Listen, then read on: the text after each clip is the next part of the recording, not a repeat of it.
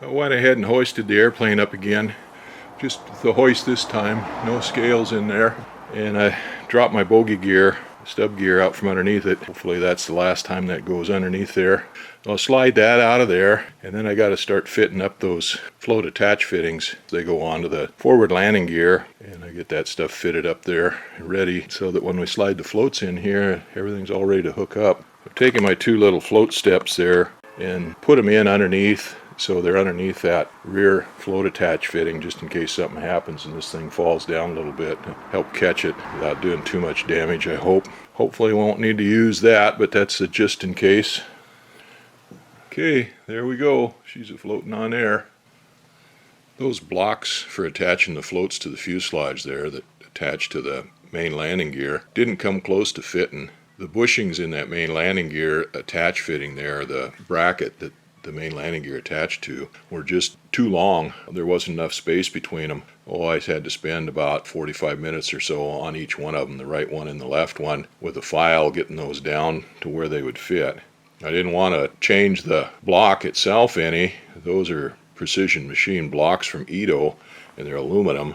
And if I do anything to those or much to those, then that would compromise the strength of those. And I know that they fit on the Cub because they were on the other fuselage. I've had them on and off there 2 or 3 times. They fit up there just fine.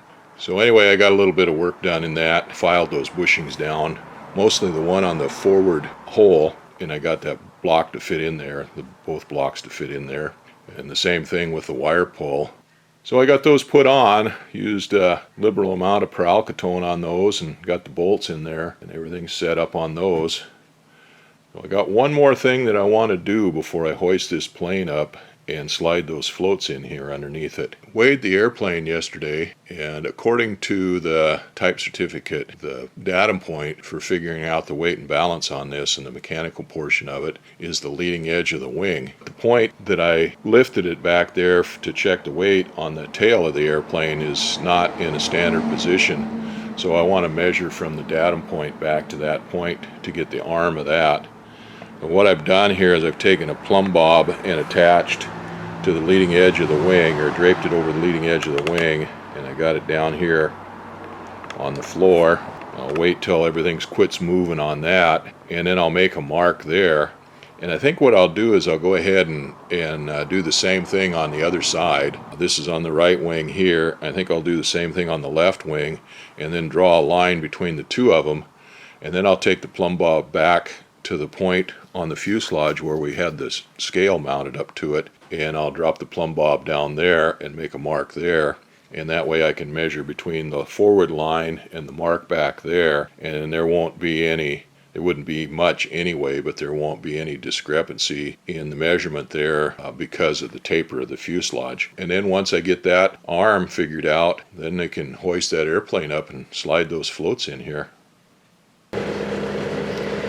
Well, enough fooling around. I guess it's time to go get the floats and stick them in here.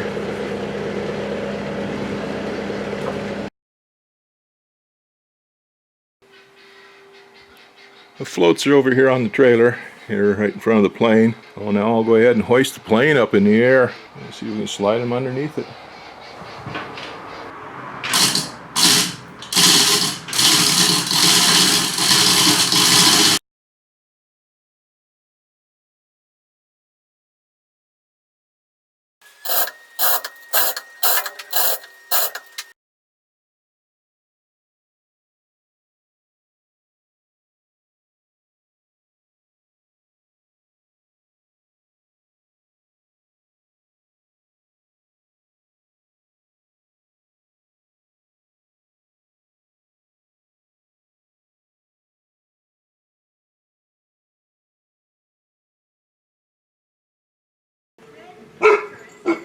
Woof, woof, woof. Woof, woof, woof. What are you doing?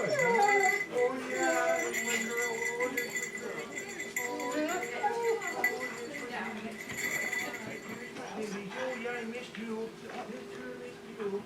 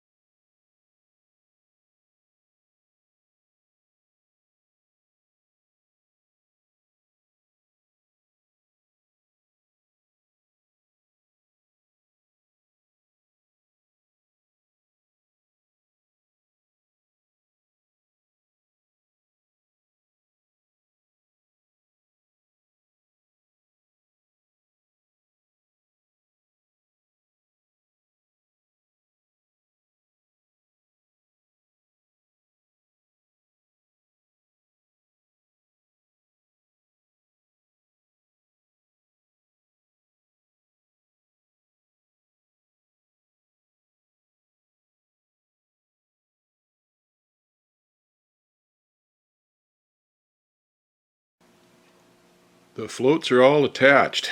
One small step for landing gear attachment, one giant leap for wide-body Supercub rebuild.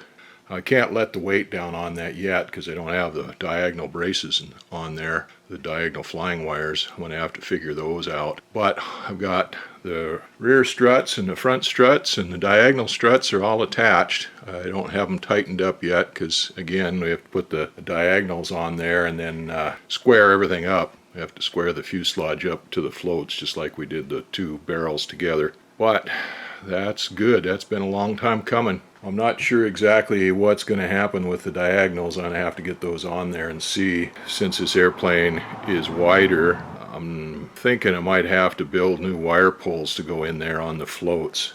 I really can't do anything with the fittings on the fuselage. They're pretty much fixed. The ones in the front are machined out of aluminum from Edo, and of course the ones on the back are welded on. Well, there's two variables I could do. I could get longer flying wires, or I can modify the wire pulls, and modifying the wire pulls is probably the easiest thing to do. And it seems like it's taller than it was before. Well, it should be taller because the fuselage is wider, so the angle that those struts attach is at a steeper angle. They're up higher, and it clears in here. Got it back up above my shelves and stuff, and the tail is not up in the ceiling back there. Had a little bit of trouble with those rear attachments. I think maybe those struts induce a little bit of twist to them or something, but anyway, I had a heck of a time getting them. I had to move the airplane around quite a bit and swear a little bit and cuss a little bit and pull my hair a little bit and bite my lips and a few other things, but I got it to go in there. I got them to go in there without making those holes bigger or anything. There's a lot of temptation to run the reamer through there and straighten those holes out, but that can elongate those holes, and I don't really want to do that. So anyway, we got them in there. So yeah, I'm happy. Happy. See? Oh yeah, not only did I get the floats on the airplane, but we got fresh vegetables out of the garden for dinner tonight. Oh, look at that cucumber, isn't that pretty? And the beans, and the peas, and a pepper. Can you imagine a pepper in Alaska? That's pretty. A few tomatoes, but... Oh, only 2 ripe. Only 2 ripe, but... Yep, lots of them. Lots of tomatoes on the vine now? Yep. Yeah, okay. Well, that's good. That's pretty good for Southeast Alaska. Still got plenty to do. I can start working on rigging the water rudders now. So gotta figure out where all the pulleys and stuff like that go on there. I'll get started at that.